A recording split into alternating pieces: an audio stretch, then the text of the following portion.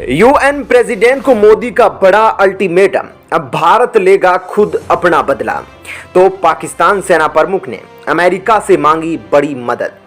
दोस्तों, United nation को भारत के प्रधानमंत्री नरेंद्र मोदी ने बड़ा अल्टीमेटम दिया है। यह अल्टीमेटम यूनाइटेड नेशन के सीधे प्रेसिडेंट को दिया गया है। पहली बार ऐसा देखने को मिला जब भारत के प्रधानमंत्री यूनाइटेड नेशन के प्रति इतने गुस्से में दिखे।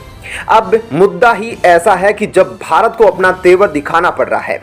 भारत कभी भी अपने सैनिकों के प्रति कोई समझौता नहीं करता है। जब जब भारतीय सैनिकों पर पाकिस्तान ने हमला बोला है तो भारत पाकिस्तान में घुसकर बदला लिया है। तो अब एक बार फिर से दोबारा भारतीय सैनिकों पर बड़ा हमला किया गया है, जिसके बाद भारत के विदेश मंत्रालय के साथ भारतीय प्रधानमंत्री भी गुस्से में आ गए हैं और यूएन तक को फटकार लगा दी है कि जो करना है जल्दी करो। आपको बता दें कि यह अल्टीमेटम है भारतीय सैनिकों के जस्टिस का। दरअसल यूनाइटेड नेशन ने कई भारतीय सैनिकों को दुनिया के कई देशों में तैनात कर रखा है। जिन देशों की सरकार और वहां की सेना अपने देश की जमीन को संभालने में नाकामयाब हो जाती है, वहां पर यूनाइटेड नेशन अपनी सेना को भेजता है। इस कड़ी में यूनाइटेड नेशन ने भारतीय सैनिकों को एक देश कांगो में तैनात किया था, जहां पर भारतीय सैनिकों को मार दिया गया है, जिसके चलते शहीद हुए भारतीय सैनिकों के न्याय के लिए अब खुद प्रधानमंत्री मोदी आगे आ गए हैं। तो आप समझ सकते हैं कि मामला कितना गंभीर होगा। तो दोस्तों, आइए आपको इस खबर के बारे में विस्तार से बताते हैं कि कैसे यूनाइटेड नेशन की सेना काम करती है, यूनाइटेड नेशन की सेना में कितने भारतीय सैनिक शामिल हैं और क्यों कांगो में भारतीय सैनिकों को मार दिया गया है। दरअसल यूनाइटेड नेशन के दुनिया भर में 12 मिशन चल रहे हैं जो कई देशों तक फैले हुए हैं। यूनाइटेड नेशन के पास कुल 90,000 से अधिक सैनिक हैं। जिन स्थानों पर डिस्प्यूट चल रहा होता है वहां पर यूनाइटेड नेशन अपने सैनिकों को भेजता है। आपको बता दें कि यह ज्यादातर विवाद इस वक्त अफ्रीका और मिडिल ईस्ट में चल रहे हैं और इन्हीं जगहों पर यूनाइटेड नेशन ने अपने सैनिकों को तैनात कर रखा है। वहीं जम्मू कश्मीर में भारत और पाकिस्तान के बीच विवाद चल रहा है, तो वहां भी यूनाइटेड नेशन ने अपने पीस कीपिंग ऑफिस बना रखे हैं। लेकिन अभी तक यहां पर यूनाइटेड नेशन की तरफ से किसी भी सैनिक को तैनात नहीं किया गया है। तो आप सोच रहे होंगे कि यूनाइटेड नेशन इन सैनिकों को लाता कहां से है। तो बता दें कि यूनाइटेड नेशन में अलग अलग देशों से सैनिक आते हैं।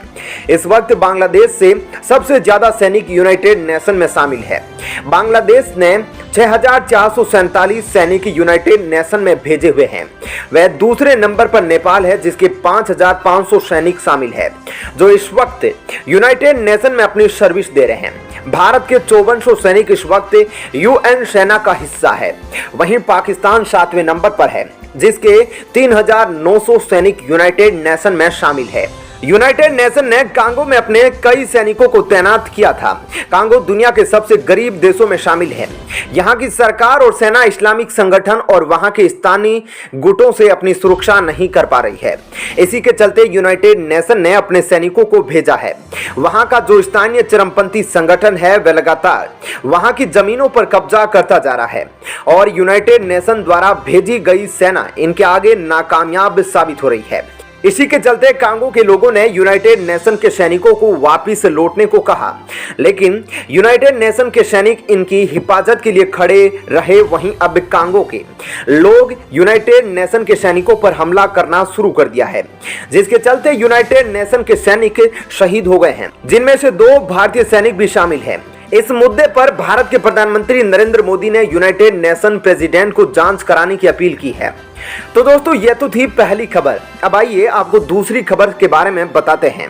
दोस्तों, पाकिस्तान आर्मी चीफ ने अमेरिका से मदद की गुहार लगाई है। चीन से पाकिस्तान को कोई उम्मीद नहीं बची, इसलिए अब पाकिस्तान के सेना प्रमुख बाजवा अमेरिका की शरण में जाकर बैठ चुका है और अमेरिका से कह रहा है कि पाकिस्तान को बचा लीजिए। भारत कई बार पाकिस्तान से कह चुका है कि वह जल्द से जल्द पीओके को अवैध कब्जे से पीछे हट जाए, लेकिन वह पीछे नहीं हटा। तो अब भारतीय सेना भी लगातार इस तैयारी में है कि जल्द से जल्द पीओके को अपने कब्जे में लिया जाए। अभी हाल ही में भारत के रक्षा मंत्री राजनाथ सिंह ने भी कहा था कि पीओके केवल हमारे आर्थिक क्षेत्र का नहीं है, बल्कि हमारे धर्म से जुड़ा भी एक अहम स्थान है, इसलिए इसे हम भारत में शामिल करके ही दम लेंगे। तो वहीं अब इस वक्त आतंक परस्त पाकिस्तान अपनी हरकतों से मिट्टी में मिलने वाला है। पाकिस्तान के लिए चीन ने दरवाजे बंद कर दिए हैं, तो उसे अमेरिका की याद आने लगी है और अमेरिका से मदद की भीख मांग रहा है। ऐसे बहुत से मौके आए थे जब अमेरिका ने खुलकर पाकिस्तान का साथ दिया था। 1971 की घटना आपको याद होगी, जब भारत और पाकिस्तान आमने सामने थे और अमेरिका ने भारत के विरुद्ध जाकर पाकिस्तान का खुलकर समर्थन किया था और पाकिस्तान की ओर से लड़ने के लिए अपनी सेना तक को भारत के खिलाफ उतार दिया था। तो पाकिस्तान को फिर वही उम्मीद है, इसीलिए पाकिस्तान अमेरिका की गोद में जाकर बैठ गया है। तो आखिरकार पाकिस्तान किस मुसीबत में फंस गया है? क्या उसको अमेरिका के सहयोग की जरूरत है? क्या भारत पाकिस्तान पर कोई बड़ा हमला करने वाला है जिसके चलते पाकिस्तान को अमेरिका का साथ चाहिए? आइए आपको विस्तार से बताते हैं। पाकिस्तान भारत पर कोई हमला नहीं करने वाला है। पाकिस्तान खुद ही अपनी तबाही की कहानी लिख चुका है। दरअसल पाकिस्तान के पास केवल $9 बिलियन विदेशी मुद्रा भंडार बचा है। वहीं पाकिस्तान पर $250 बिलियन की करीब कर्ज है, जो पाकिस्तान चाहकर भी इस कर्ज के दलदल से बाहर नहीं निकल सकता है। वहीं इस साल के लिए पाकिस्तान को $25 बिलियन की जरूरत है। तो पाकिस्तानी सेना प्रमुख बाजवा अमेरिका से अपील कर रहे हैं कि अमेरिका चाहे तो पाकिस्तान को बचा ले। क्यों? IMF अमेरिका के इशारों पर काम करता है। अब आप सोच रहे होंगे कि क्या सेना प्रमुख बाजवा कोई अर्थशास्त्री है जो आर्थिक मामलों को लेकर अमेरिका पहुंच गया? क्या बाजवा की बात को वर्ल्ड मॉनेटरी फंड यानी कि IMF से कोई तवज्जो मिलेगा? आपको बता दें कि पाकिस्तान की सरकार पाकिस्तानी आर्मी के आगे कुछ नहीं होती। जब भी कोई तबाही, जब भी कोई अटैक, जब भी आर्थिक स्थिति के चक्कर में देश बर्बाद होता है, तो उस समय पाकिस्तान की सरकार पीछे हट जाती है और पाकिस्तान की आर्मी ही देश को संभालती है। अब ऐसा ही कुछ पाकिस्तान में देखने को मिल रहा है, जब शहबाज शरीफ दुनिया से भीख मांगते मांगते थक गए हैं। किसी ने पाकिस्तान के कटोरे में $1 भी नहीं डाला है। तो उस वक्त अब पाकिस्तान आर्मी के सेना प्रमुख ने देश को संभालने की जिम्मेदारी ली है। वहीं आपको बता दें कि पाकिस्तान का जितना कर्ज है, इतना तो श्रीलंका का भी नहीं था। अभी तक पाकिस्तान ने अपने आप को दिवालिया नहीं घोषित किया है, लेकिन जिस वक्त पाकिस्तान अपने आप को दिवालिया घोषित करेगा, पाकिस्तान के हालात लंका से भी बदतर हो जाएंगे। वहीं आपको बता दें कि पाकिस्तान में इस वक्त $1 की कीमत 239 पाकिस्तानी रुपये के बराबर है।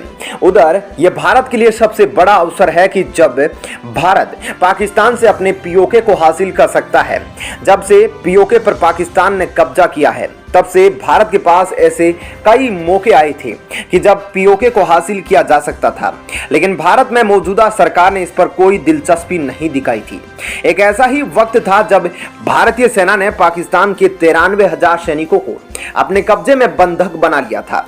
इस समय भारतीय सरकार चाहती तो पाकिस्तानी सरकार के साथ टेबल पर बैठकर POK के मामले को हल कर सकती थी, क्योंकि अगर भारत कहता है कि हम 93,000 सैनिकों को तभी रिहा करेंगे जब पाकिस्तान हमारे कब्जाए POK को वापस करेगा, तो पाकिस्तान को ये मानने पर विवश होना पड़ता। लेकिन इस बार जो पाकिस्तान में स्थिति बन रही है, ऐसे बहुत ही कम चांस है कि भारत इसको अपने हाथ में जाने देगा। क्या कहना है आपका इस खबर पर? जरूर बताइएगा। साथ ही वीडियो को लाइक शेयर कीजिएगा। धन्यवाद।